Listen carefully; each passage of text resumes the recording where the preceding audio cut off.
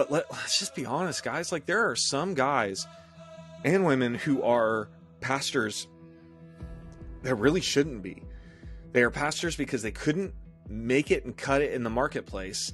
And so they're like, oh, I'll do that because it's easy. It's not. Being a pastor is hard.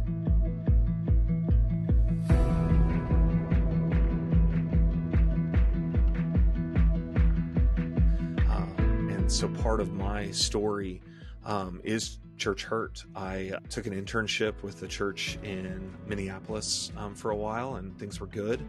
And it turns out this guy who was in charge of the church was in an affair with another pastor's wife for like 4 years, and it ripped the church apart. And I was disillusioned. I was hurt, distrusting, and just miserable. And I'm gonna divorce the church just to marry Christ. Like, I like Jesus, I hate the church.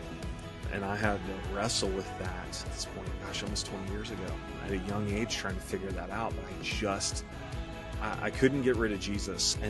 And so I decided I was going to go and just say, you know what, like, that's cool. Ministry, I guess that's not going to happen anymore. I'll just go make some money. I made a lot of money flipping houses before the market blew up in 2008. 20 years old, driving a BMW, making deals. I felt like the crap, and God just grabbed me and was like, you need to go to Bible college. Fine, I'll just if I have to do ministry, then I guess I'll just be a professor because I'm going to be a terrible pastor. In fact, I was seeing a counselor at the time who told me I was going to be a terrible pastor. Like, it wasn't rude. He was right. People hear that and they're like, that was rude. He was right. Like, my head and my heart were not connected because I was so angry. And I was like, man, I can intellectually follow Jesus and just become like a scholar and do that. And somewhere around my sophomore year, after walking through this for 7 years of walking through this dark time, I just realized, I was reading a book. It's a huge book called Jesus According to Scriptures by Darrell Bach. It's a commentary, and I saw Jesus for the first time in my life, and I went, oh man, he is worth following. And that just hit me, and all of a sudden he became real, and it became true. And I just, in that moment, man, it was, all that hurt just dissipated because of this, who Jesus was. And I said, I committed, I am not going to be that kind of pastor.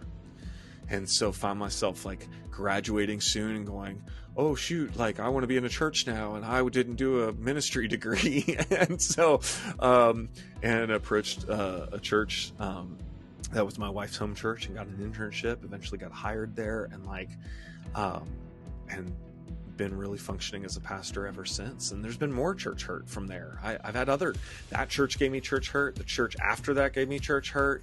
I'm in charge of a church and I'm afraid I'm going to hurt people now. It's scary.